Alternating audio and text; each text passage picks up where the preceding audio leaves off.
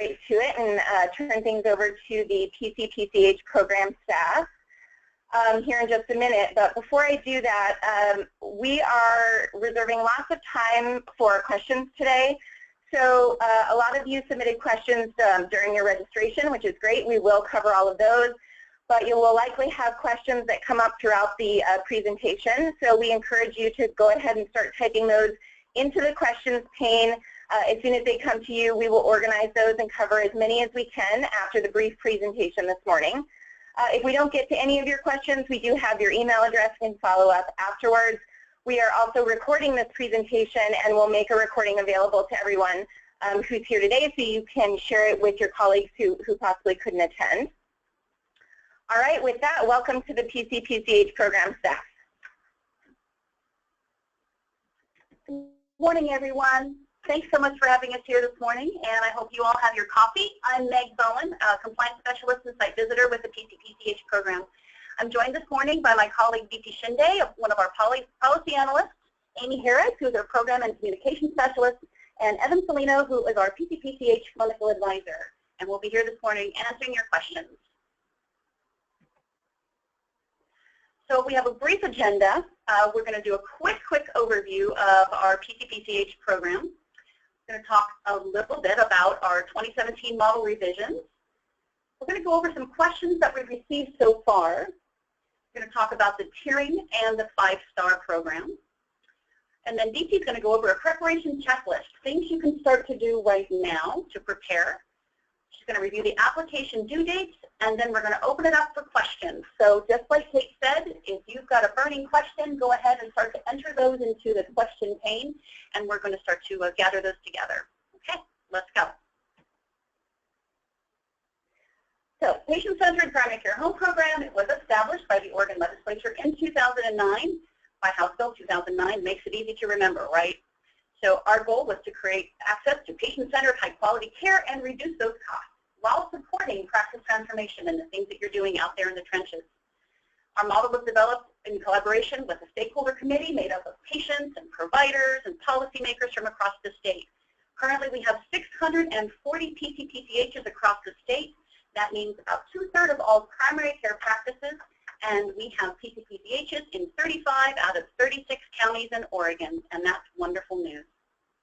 So our committee does convene periodically to review the PCPCH implementation, and we advise the OHA on model refinement. So this 2017 recognition criteria is based upon the committee's recommendations from our last Standards Advisory Committee sessions. Let's talk briefly about the model revisions. So there were 12 standards revised. We've added one additional new must-pass measure, and that is 6C0, the patient experience of care. So that leads us to having 11 must-pass measures total instead of the 10. So now there are 11. We've moved to a 5-tier program instead of 3 tiers, and we're going to talk about that, and we'll show you a slide on that. We'll talk a little bit about the 5-star program and how that aligns with the current 3-star criteria. So, questions we've received so far. Thank you so much for entering your questions when you registered. It was very, very helpful. We saw a couple of really strong themes come up around CAPS and around meaningful use. So let's talk briefly about CAPS, and we can address more questions about CAPS at the end of the presentation today. So some of the changes that have been noted. We are asking for 25 completed surveys per provider. Now, a completed survey is one that has at least 50% or greater than 50% of the questions answered and completed on the survey. So that's what makes a completed survey. Now, so for those of you that are worried that have resident programs or brand new providers, if you have residents that are not in panels or providers who have less than 6 months in the practice when the survey was administered, they are excluded from your calculations. Okay. So for the new must-pass measure of 6C0, this is the patient experience of care survey. Your survey must contain questions regarding the following domains: access to care, provider or team communication, coordination of care, and staff helpfulness. Now, these are all domains that are found in the CAP survey, but that does not mean you have to implement a CAP survey in order to meet this must-pass measure. It's It's really important to know that. We don't want anybody having to, go out and implement a CAPCA that wasn't your plan in order to meet this must-have measure. What you need to do, though, is if you're going to be building your own patient experience of care survey, look at the CAP survey, select questions from those domains in order to meet the intent of this must-have measure. And again, we're requesting 25 completed surveys per provider. Talk a little bit about meaningful use. So in the 2017 model, meaningful use is no longer worth 15 points, meeting that meaningful use. It will now be worth 5 points. And there will be a much greater emphasis on quality improvement. And you will see that when you go through the TA guide, that you will get more points for doing quality improvement measures around meaningful use. Another one I want to talk about is demonstration of improvement. So this is, we're just clarified this to be a 10 percentage point improvement rather than a 10% improvement. And this is on several measures. So one example is 4B2. Now 4B, that's our continuity. So how often when our patients come in for their visits, how often are they getting to see their own providers? 4B2 has to do with continuity and calculation of a 10 percentage point improvement or a 5 percentage point improvement over 6 months. So 10 percentage point improvement over a year or a 5 percentage point improvement over 6 months, not a 10% improvement. Okay. So here's the table of the 2017 model tiers. So you can see Tier 1, 30 to 60 points plus all must-pass standards, all 11 of those. Tier 2, 65 to 125 points and all must-pass standards. Not a change at all. So Tier 3 will now be 130 points to 250 points and all must-pass standards. Tier 4, clinics that have 255 points to 380 points, which is the maximum, plus all must-pass standards. And then our Tier 5 are 5-star clinics, 255 points to 380 points, all of the must-pass standards. The clinic must meet 11 out of 13 specified high-functioning measures. All measures are verified at a mandatory site visit. So that's 5-star. Talk a little bit more about 5-star. So Tier 5, also called 5-star, it designates those clinics who are in the forefront of primary care transformation. Again, 255 points or more in the application. The clinic must be implementing and be able to demonstrate that multiple advanced PCPCH measures are in place at the clinic. There's a required site visit from the program staff to verify all measures are being met. And currently, out of 640 clinics in the state, we have 7 recognized 3-star clinics, which will transition to 5-star. And just to tell you, that's about a 50% success rate for those clinics that are attempting to meet the 3-star or 5-star, now the 5-star. So it's very difficult to do. We don't want to discourage anybody because we know there are really high-performing clinics out there, but it is a lot of work. So we want you to be really aware of that. And you also get to see our smiling faces at a required site visit. So I'm going to turn it over to my colleague, Diti Shinde, now to talk about how you can be preparing right now for 2017. Thanks, Diti. Good morning. I'm going to talk a little bit about the PCPCH application and the process and some deadlines. So there are actually several things that you can do right now to help your clinics prepare for the PCPCH application between now and January 1st. So the online application will be live and ready to accept applications based on the 2017 model on January 1st, 2017. So the steps that you can take to prepare are to thoroughly read the 2017 TA guide, to use the self-assessment tool to help you determine which standards your clinic meets. That tool is a simple worksheet that will allow you to determine which tier of recognition your clinic will fall under based on the measures that you attest to. So when you're in the application system attesting to the standards, there won't be any surprises. You'll know how many points and which tier that you should fall into. The third step would be to start preparing a documentation binder by collecting any information needed to support your clinic's application. This same documentation binder will also be very helpful if you're selected for a site visit by the PCPCH team. The fourth step would be to log into the online application system so you are familiar with the format. The login name is your email address, and if you have any issues with that, please email our program at the email address that you see there.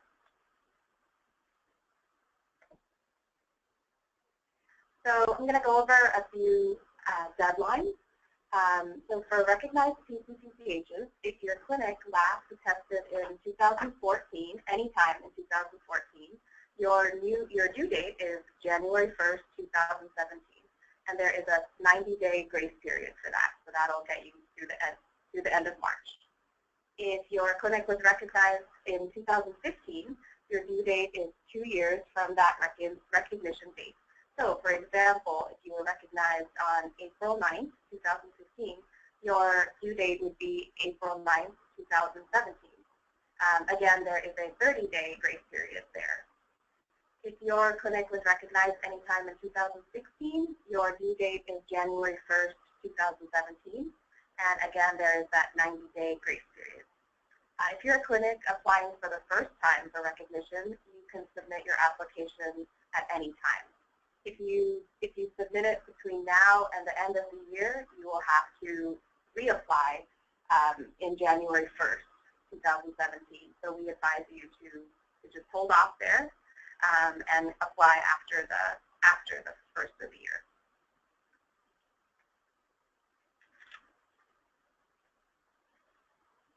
The applications that are submitted online will have required and optional questions, and you will see that there. For the first time, we're actually requiring a little additional information. For 7 of the 11 must-pass standards, you will be required to discuss in a few sentences how your clinic is actually meeting that measure.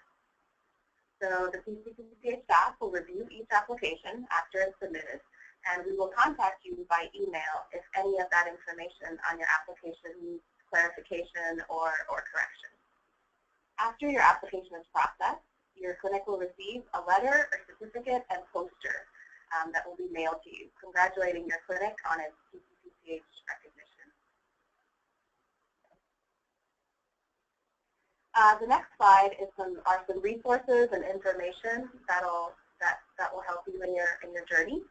I won't go over those there, but those are there for your reference.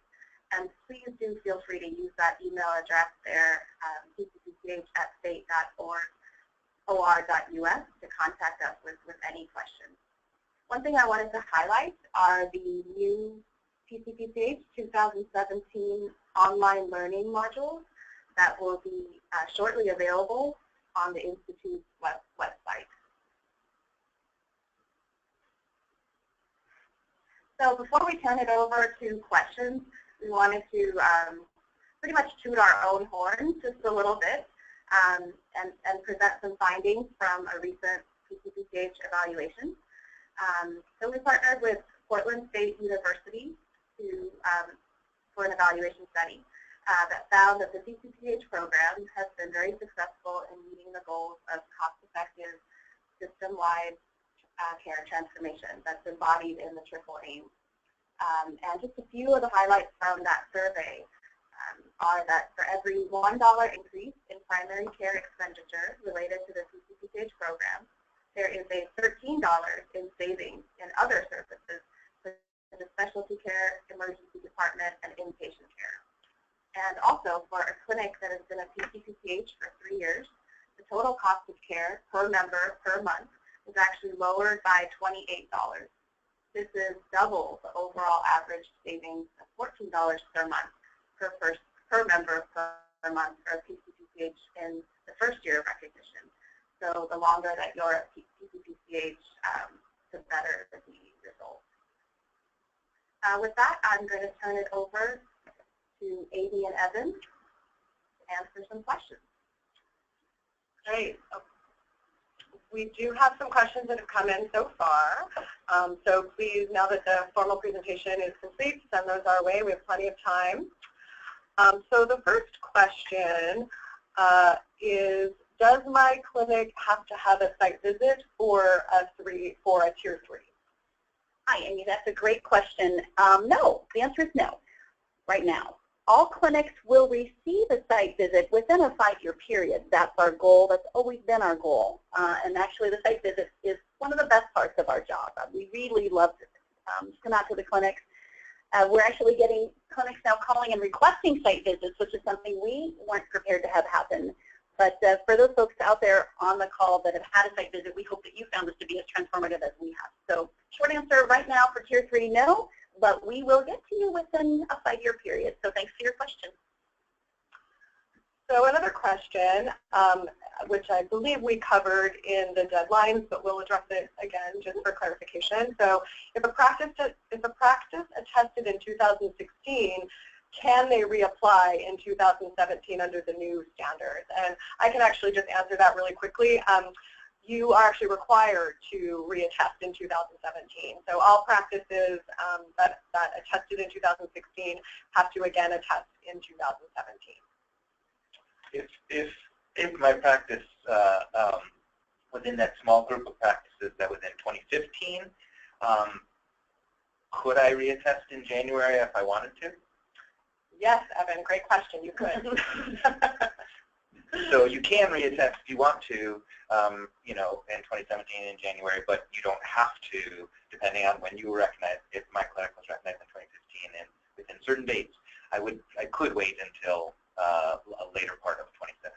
But if I wanted to attest because I thought I was going to try and hit the 5-star or, you know, get a Tier 4 or whatever it is, that I could do that. So another question, we're a brand new primary care clinic opening in the first quarter of 2017. Can we apply for PCPCH recognition and when? First of all, I'd say yay. You're Yay! Way to go! Welcome. Welcome to the family. Go ahead. Yeah, so there in order to apply for a number of the measures, you do have to accumulate a certain amount of data, and 6 months is a year is usually the, for most of the measures, is the time frame that we need data collected for. If you're wanting to apply before that, let's say at 6 months or whatever, contact the PCPCH program, tell us what you're doing. Generally, though, it's a year time frame that people have to just collect the data to actually submit to be able to qualify for the program.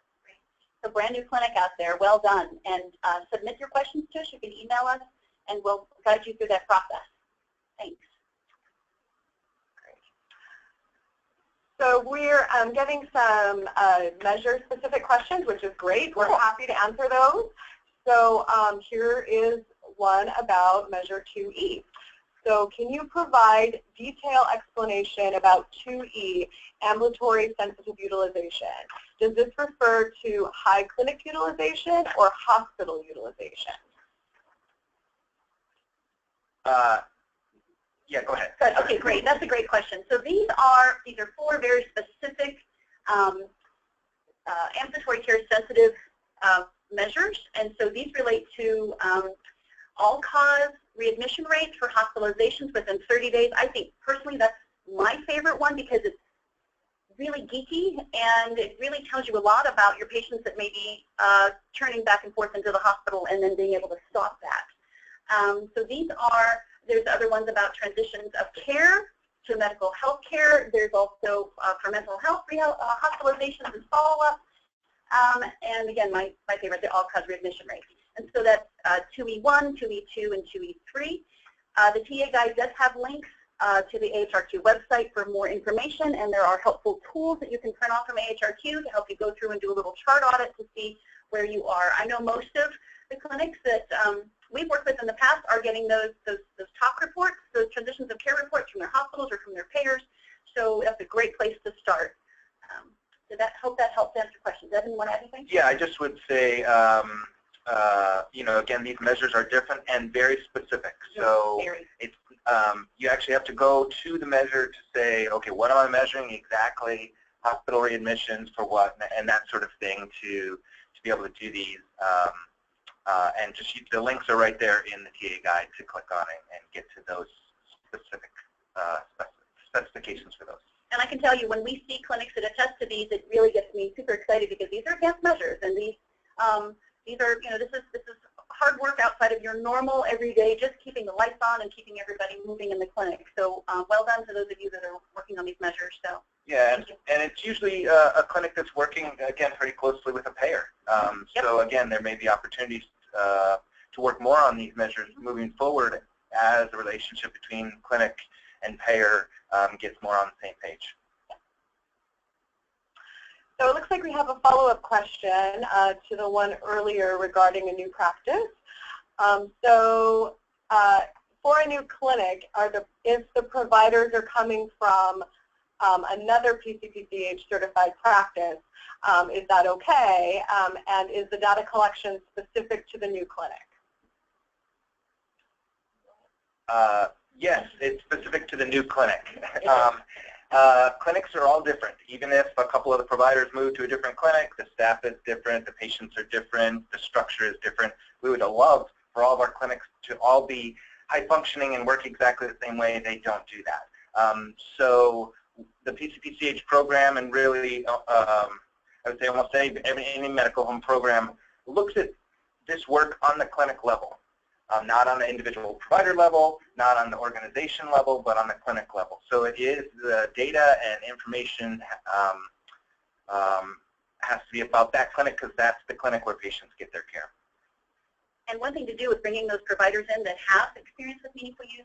Talk to them. What has been their use of meaningful use and the data? Have they been using that in their practice in the past? If they have, harness that and share that in your new clinic.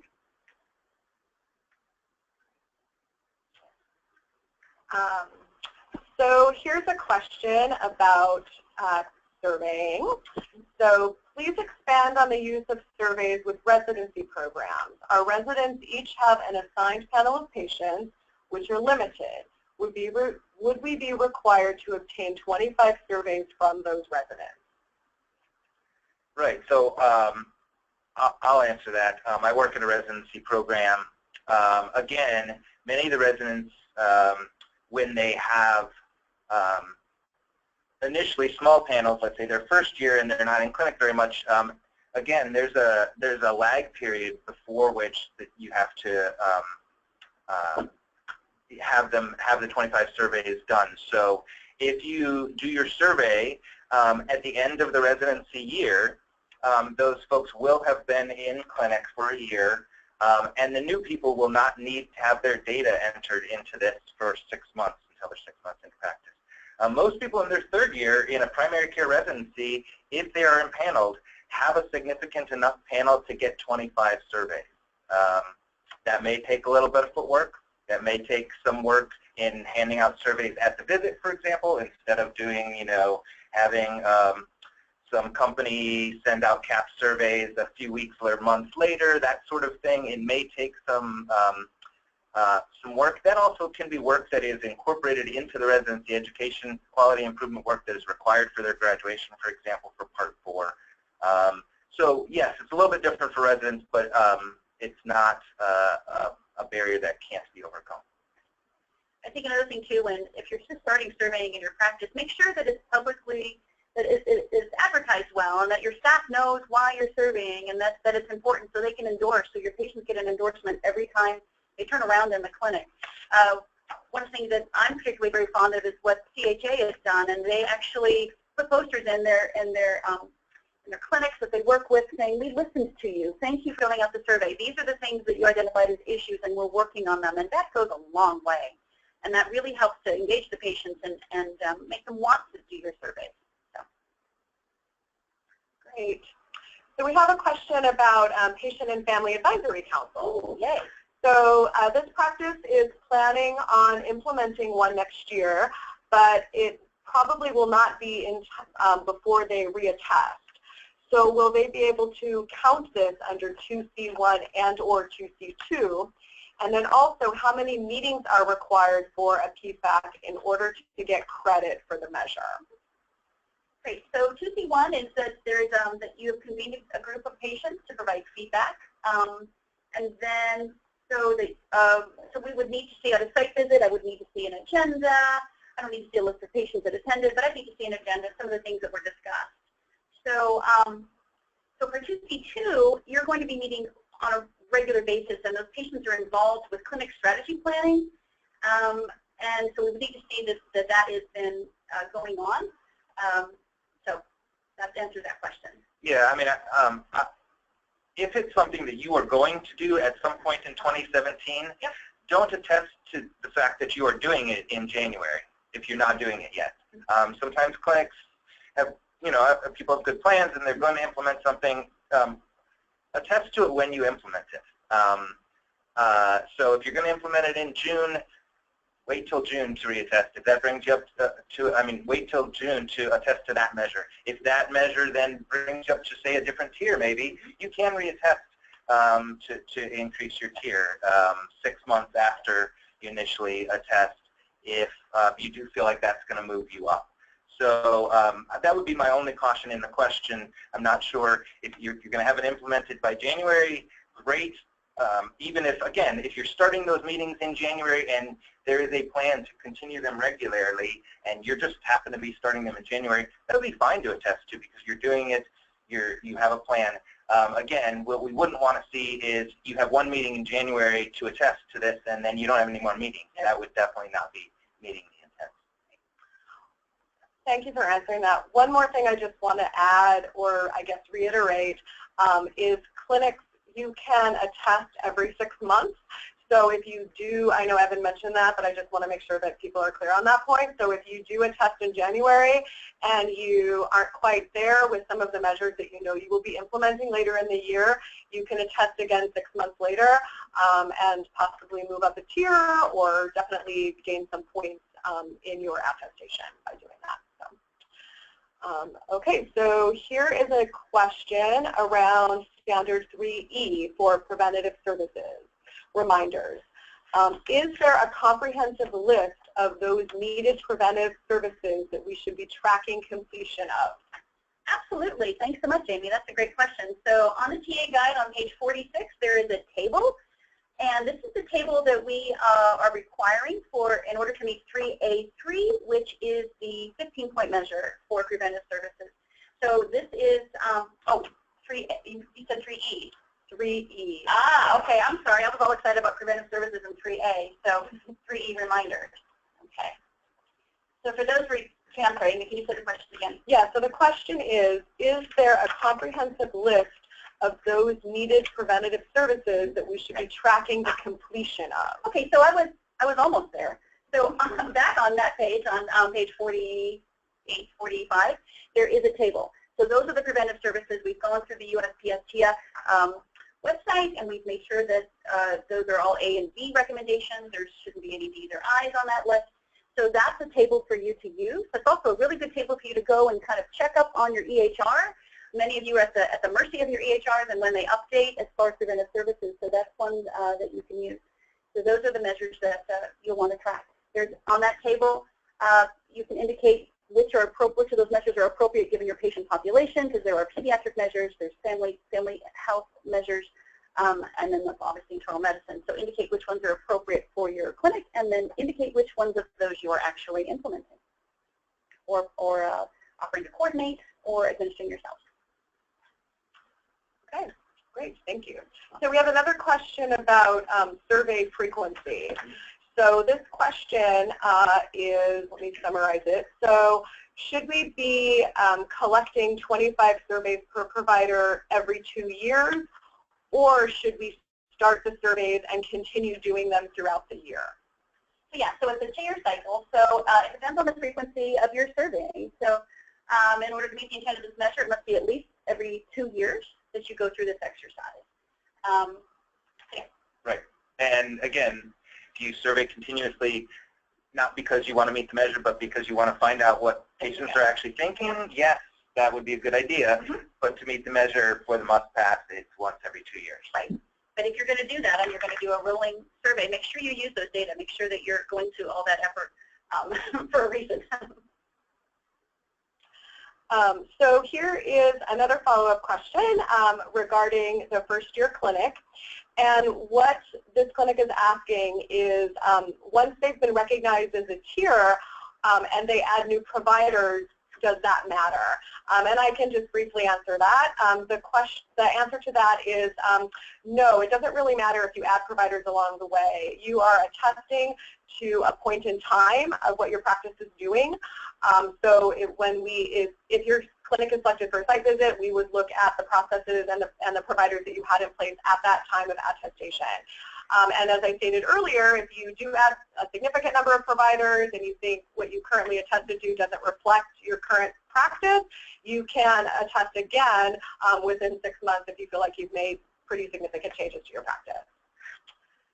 So let's see. Here is a question regarding school-based health centers and end-of-life planning.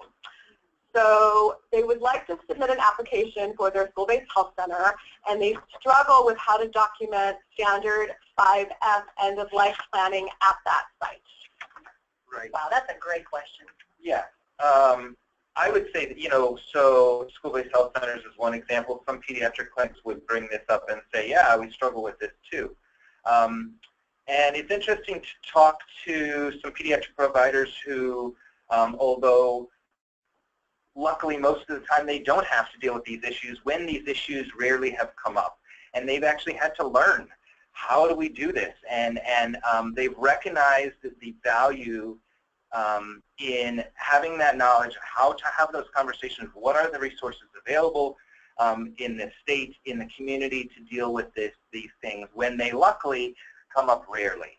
And I think, so when we go to a practice that, we've been to practices that they say, we've never had a patient die. Why, what do we do? And we talk to them about, well, you know what? You need to be ready in case that happens, in case that is going to happen.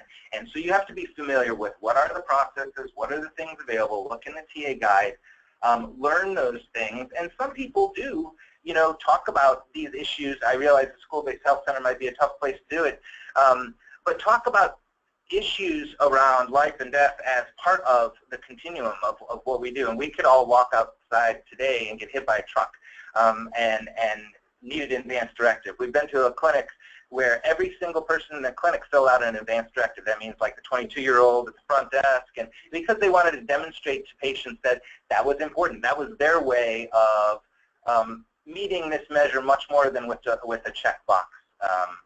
So I hope that answers the question. I understand that is a rare situation in certain clinics, but it is something that is and can be very important.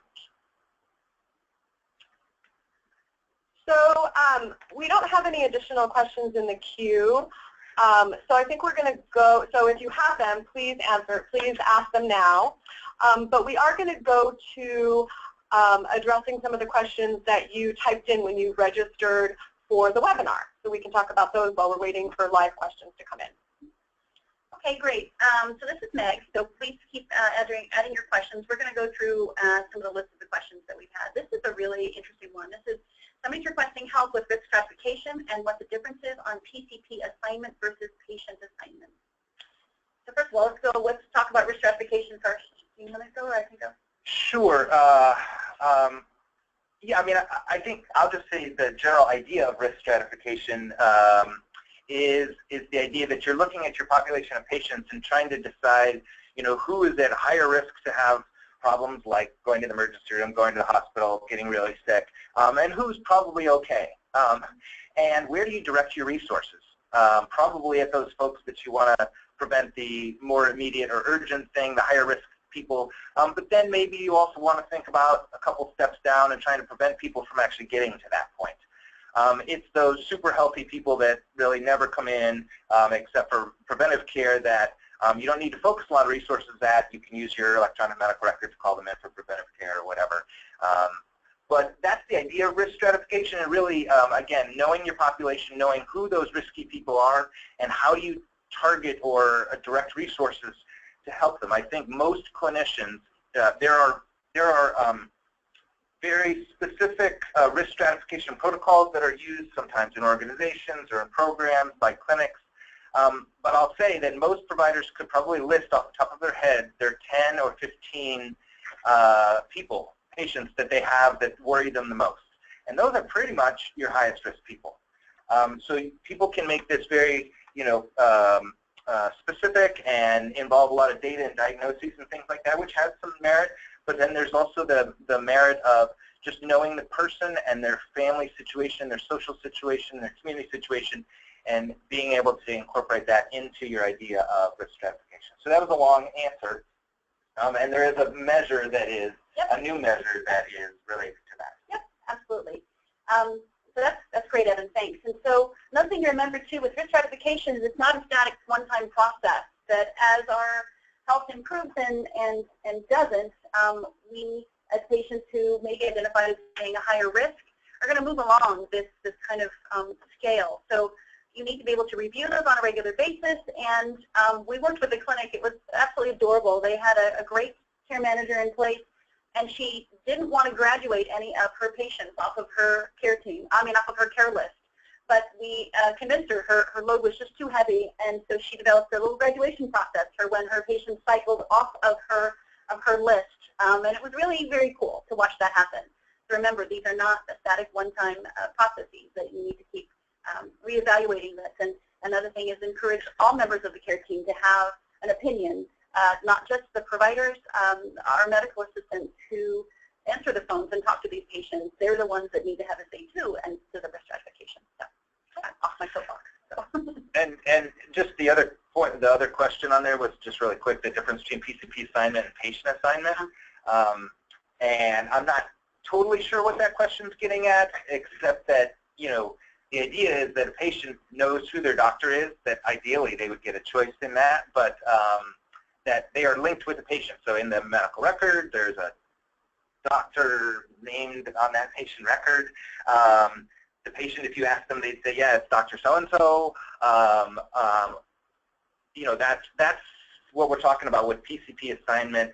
I would say, I don't know really with patient assignment, sometimes that maybe that would be like an insurance plan or CCO strategy where people sort of are assigned to clinics or PCPs administratively. Again, we're talking about the clinic level, so I don't know if that answers that question, but we're talking about the clinic level and the patient level. All of this stuff, again, it's patient-centered primary care home, all of this stuff, when we go to a site visit, honestly, what we look at is the technical specifications, but we back up to if we were a patient and we were getting care here, what would our care be like? Would it meet the intent of what this is saying? And that's what we're talking about with PCP assignment or anything like that is from the patient perspective, do they have a primary care provider? Okay, we've had some more questions come in. Thank you. So keep them coming. So this question is our probably one of our most frequently asked questions, measure 4B. Yay! So the question is, so continuity considers patients who saw their assigned clinician or team. Can you define team and talk a little bit about what a team is versus a clinician, right? Versus being assigned a clinician? Great. So that's a fantastic question, and thanks for asking it. So a team, we identify a team in our TA guide as a group of providers, could be MD, DO, and PA, that are functioning as a single unit. And we don't like to see teams with more than 3 providers. 2 to 3 providers is perfect. But those providers and their corresponding staff need to function as a team. So when I visit my team in my home, in my medical home where I live in Enterprise, I know that if I talk to one of my providers on my team, they'll understand exactly what I talked last week with a different provider on my team about. So they have regular team meetings. They function really as a team. And so when you're calculating your continuity, you can calculate that by team. Yeah, and again, I would look at this as from the patient perspective. If administratively in the clinic, you break yourself into different parts of the clinic and you say you're a team, but the patients don't actually know that, or they don't understand how that works, that's not really doing it from that patient side. If the patient, and some clinics work this way, the patients are like, I'm on the green team, and they can call the green team, and they know they're getting the green team, and they know the 3 doctors that are on the green team because they've seen some of them. There might be a PA on there that's providing access, whatever. They know those people, and those people really work closely together. And the patient again, we do talk with patients at site visits. The patients would say, oh yeah, I know my doctor's in the green team and I know all the other people on the green team. They're very clear about it. And so if you're going to do that, again, I would say, well, make sure your patients understand how the care that they're getting and how their care is continuous if they don't recognize it already. Right. At my clinic, I was given a business card with the color of my team on it, and the whole business card was printed in that color, and the names of my providers and the whole care team. So I know to look for that for my maroon team. They're good suggestions. So we have another question, and this is a little bit general, so we can maybe address it from a lot of different angles. So can you speak a little bit about practices that have satellite office structures where providers may travel between locations? Sure, we see that quite often. So each clinic has to have its own recognition, even when you're sharing providers. That happens quite frequently, especially out in my home area of Eastern Oregon, but we do see that along the I-5 corridor too. So providers, if they're at Office A, that is that clinic's PCPCH program, but when he or she moves to Practice B, maybe 2 days a week, that is their different home. Right, and again, with very rare exceptions, patients are seen in primarily one location. Sometimes they'll be seen at the other location, like for urgent visits or things like that, but that's not their primary location. And again, it's where the patients are seen, that building, that place that they go to, and it's not a provider-specific designation, PCPCH. So again, some of the providers may move, they may go back and forth, there may be folks shared, but it is a clinic-specific. So if you have satellite clinics, all of your satellite clinics could become PCPCHs if they can meet the same specifications as your main clinic. So a cool thing to do with that, if you have the interest and the time, is to actually compare the data between the two clinics. How is provider A doing at clinic A, and when provider A goes to clinic B, how are they doing there? Maybe there are functions and processes in place at that satellite that are making things more efficient that you can learn about at the other clinic. So make sure that you look at the data, you look at the measures, you track what's going on, and learn from your satellite clinics. So for those of you that are lucky to have satellites. Great. So we don't have any additional questions in the queue, so we'll go back to addressing some of the questions that were submitted at the time of registration. Great. So we can talk a little bit more about, we're seeing a lot of questions about 5-star. So the process for that is that you would need to attest to the 2017 measures, have more than 255 points on your application. Remember, that's the threshold. So at the end of the site visit, you'll need to be at that 255 threshold or above. That's one of the components. There are 13 specialized high-functioning measures that we've called out. Those are the 5-star measures, and they are listed in a table in the TA guide. We can go through those if you'd like, and we can talk a little bit about each of those and the importance of those if you'd like. Your clinic also needs to pass all of the must-pass measures. And then the process is that your clinic will then request a site visit, say we're interested in the 5-star and we'd like to schedule a site visit, and then you will hear from me.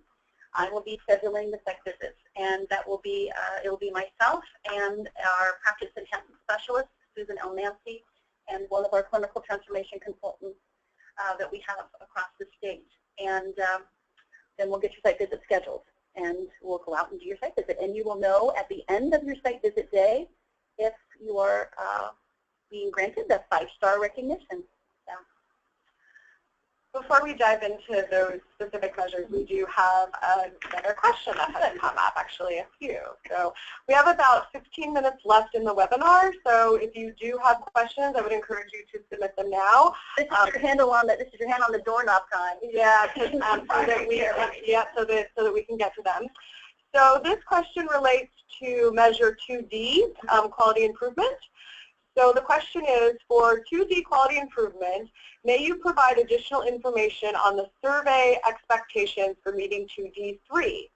Can performance goals derived from patient, family, etc. be obtained from patient surveys? How can I obtain the same from the community? Well, that's a great question. So if we think about our patients as members of the community and us as engaged in our community as a care team, having our ear to the rail, do we have a lot of insecurity around food? Do we have insecurity around housing, the social determinants of health? Is there a lot of crime in my neighborhood where my clinic is? Those are things to incorporate into your 2D3, your 15-point quality improvement measure. So this one is really, really robust.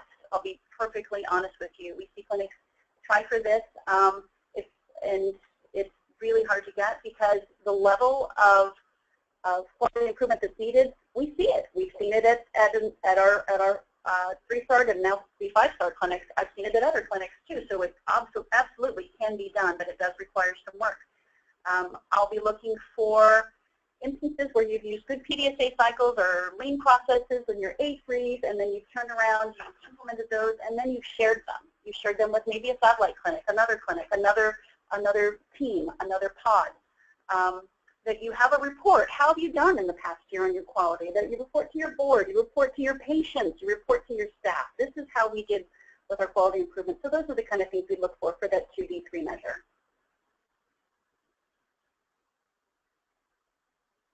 I would just add that just from surveys, which was sort of the question, it would be a little bit tough probably to meet this measure. A Patient Family Advisory Council, on the other hand, along with some survey data, things like that, that would be getting a lot closer to the intent of this. Great. So we don't have any additional questions in the queue, so now would be your chance to send them in. But we can certainly go back to, again, some of the questions that we received when people registered. Great. Or if you'd like to go back to reviewing the 5-star measure, that would also perhaps be another thing we could discuss. I think one thing I'd like to quickly review, and I know for some of you this may be that I'm kind of beating a dead horse here, but this is about 4A and 4B. We still see questions about this. So what this has to do is this has to do with 4A, which is patients that are that have an identified PCP, and then 4B, which is what our continuity is. So when we look at the numbers for 4A, and to be honest, most EHRs out there have a required field for PCP. But we don't want clinics to say, oh, everybody's assigned. Well, what does that really mean in your clinic? What does that really mean? And what's that process? I'll ask you that at a site visit. So are your patients asked? Are they just assigned? How does that work? And also, if you've had transitions in your practice, which most clinics we do, what's that process for reassigning patients from the provider who's left the practice to get them repaneled with other providers? What's that process? And I'll ask you about that too.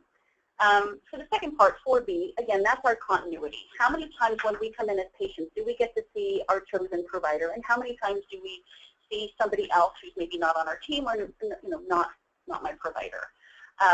There are some great instructions on the PCPCH website. There's a blog post about how to actually calculate that.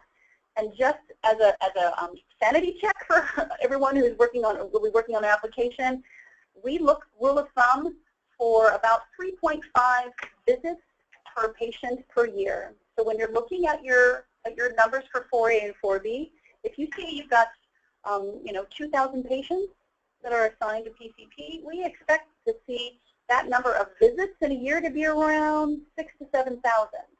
Okay, so that's one of the first things that's going to flag us when we look at applications. Do we see a ratio that looks like it's even close? If we see numbers that are exactly the same, which we do, that's another flag. So that's kind of something that jumps out at us.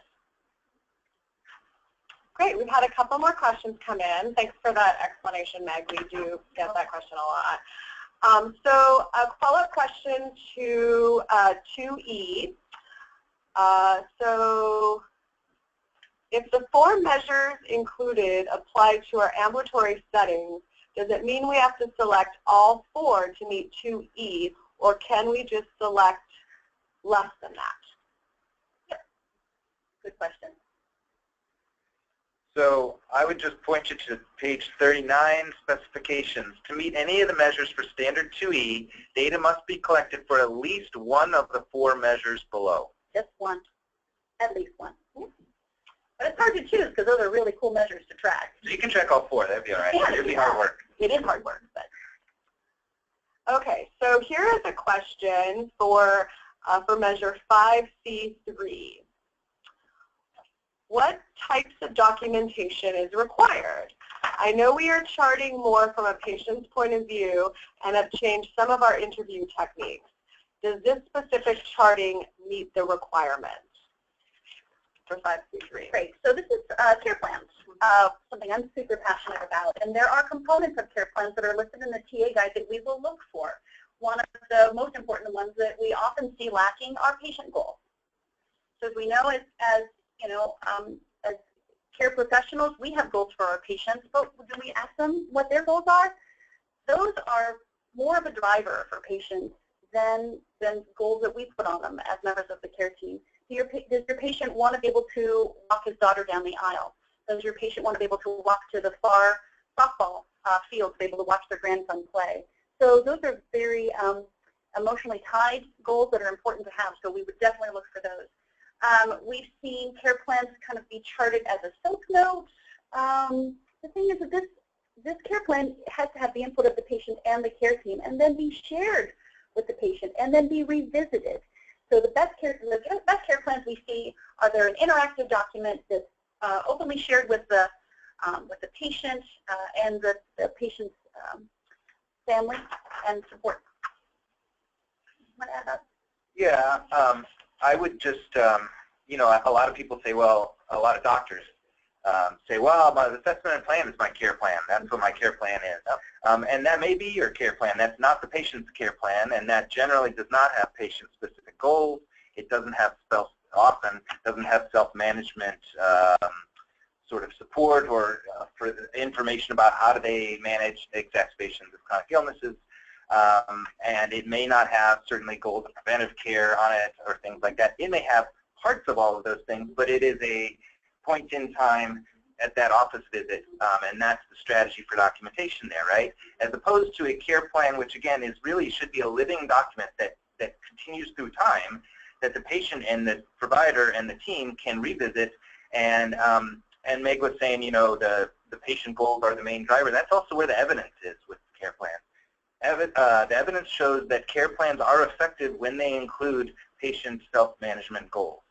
Again, because those are emotional goals that they are motivated to meet. They don't care what their hemoglobin A1C is, frankly, but they do want to, again, live to do something or enjoy their lives in ways. So that actually provides, just asking those things provides an insight into their thinking that is invaluable. So there is, you know, there are many structures of care plans out there. The Institute has done some great webinars about care plans that you can look back at. But I think the key parts are really listed in the TA guide as the things that you need to include, and it is not a typical soap note assessment and plan. So think about, you know, our patients, of course, spend less than 1% of their time with us and 99% of the time out in the world, and we want to create a roadmap for them when they're out in the world.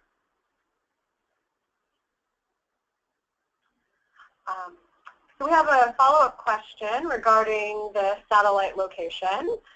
So the question is that if each satellite location is recognized separately, then how do you address like double counting patients who may be seen at more than one location? Great question. We just had this come up at a site visit where I had some really kind of large numbers reported, and we had to go back through and tease out, they had to go back through and tease out which patients were at the satellite clinic and which ones were at the main clinic. So yeah, so we want to be able to make sure that those are identifiable. So you're looking only at the patients that are at that physical location.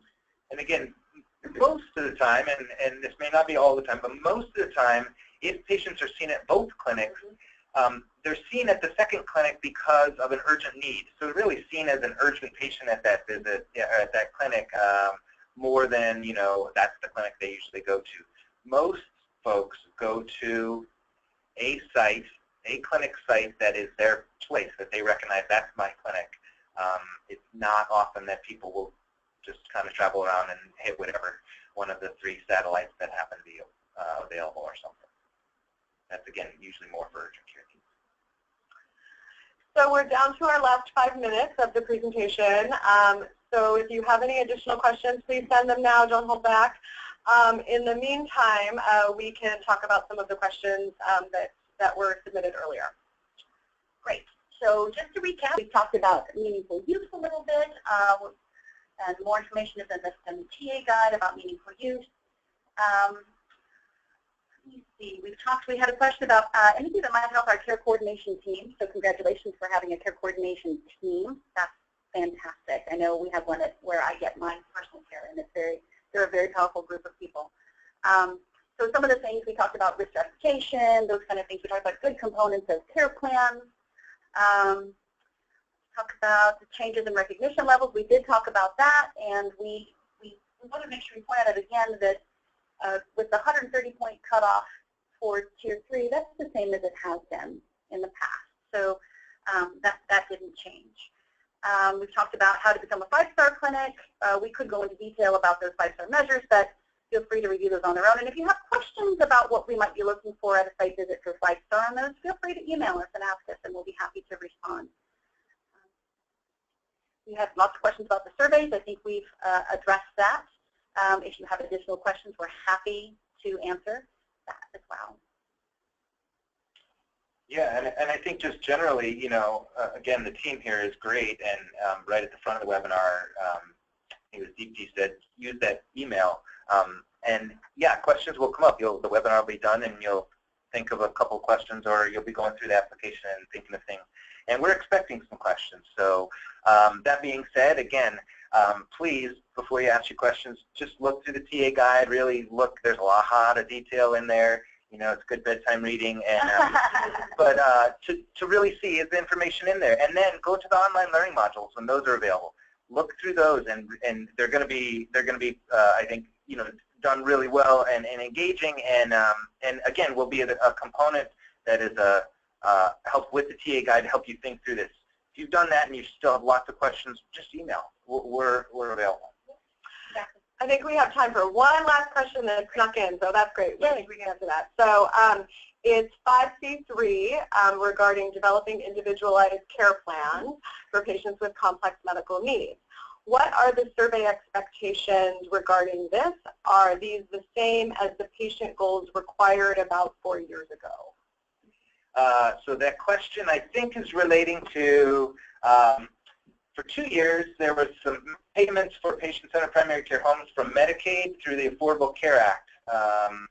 And there were very specific regulations that Center for Medicare and Medicaid Services required for those care plans.